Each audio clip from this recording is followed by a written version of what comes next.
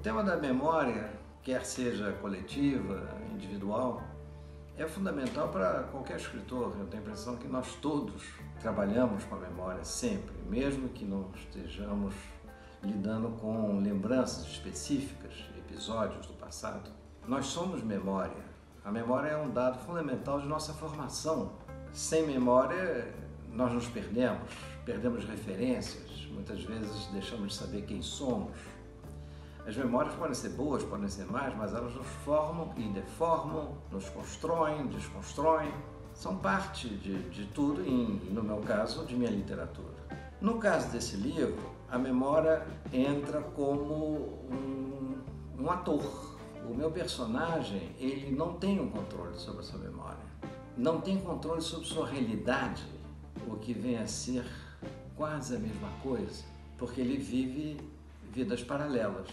E ele viaja geograficamente de um país a outro, mas ele também viaja individualmente no tempo.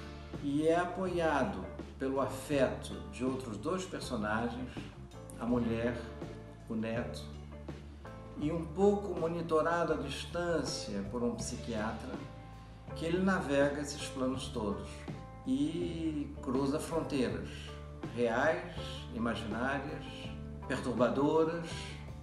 Os sonhos interferem, os sonhos complicam, trazem uma medida de ansiedade, de preocupação e ao mesmo tempo são extremamente reveladores e se fundem as suas realidades. A uma certa altura ele até diz: no fundo, eu tenho medo da realidade, como se ele se apoiasse melhor no imaginário.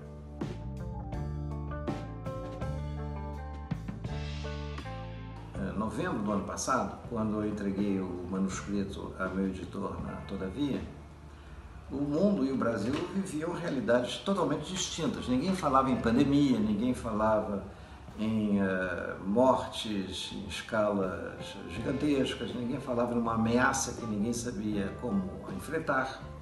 Não temos até agora vacinas. E muito menos no caos econômico que se seguiria a mortandade atualmente em vigência, né?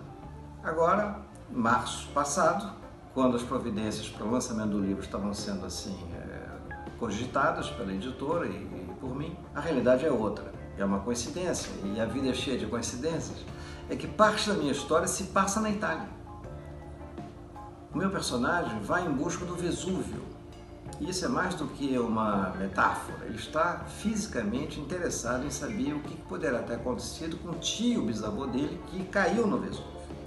Então o Vesúvio, que fica a alguns quilômetros de Nápoles, é parte de uma paisagem no cenário italiano que ele então visita numa viagem de turismo com a própria mulher. E com isso, o que se instala como desafio é que uma história que se passe numa Itália imaginada por mim, imaginária para o próprio personagem, de repente está, para além do livro, sendo vitimada por uma catástrofe ao igual que outros países vizinhos e, enfim, o mundo como um todo.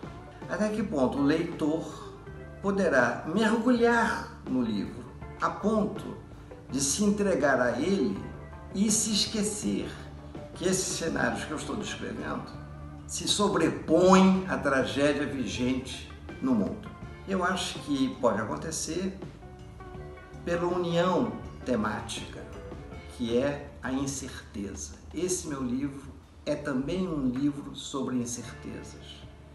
As mesmas incertezas que estão nos afligindo no mundo de hoje, a cada minuto, a cada notícia no jornal, na televisão.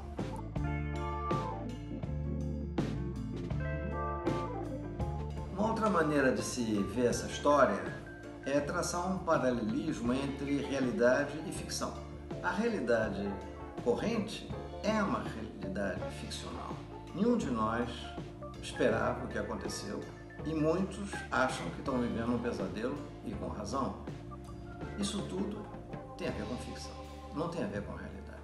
Embora a minha história tenha um fio narrativo que não tem a ver com doenças, vírus, com nada disso, ela lida com o tema da incerteza e do absurdo. O absurdo no qual um ser humano idoso pode mergulhar em função de sua idade, por causa de uma instabilidade emocional. Isso pode acontecer. Então, é um ponto em comum, digamos assim, entre a realidade e a ficção, essa história que eu trago e que lida ela própria com tantas realidades paralelas como nós hoje em dia. Nós estamos lidando com realidades paralelas.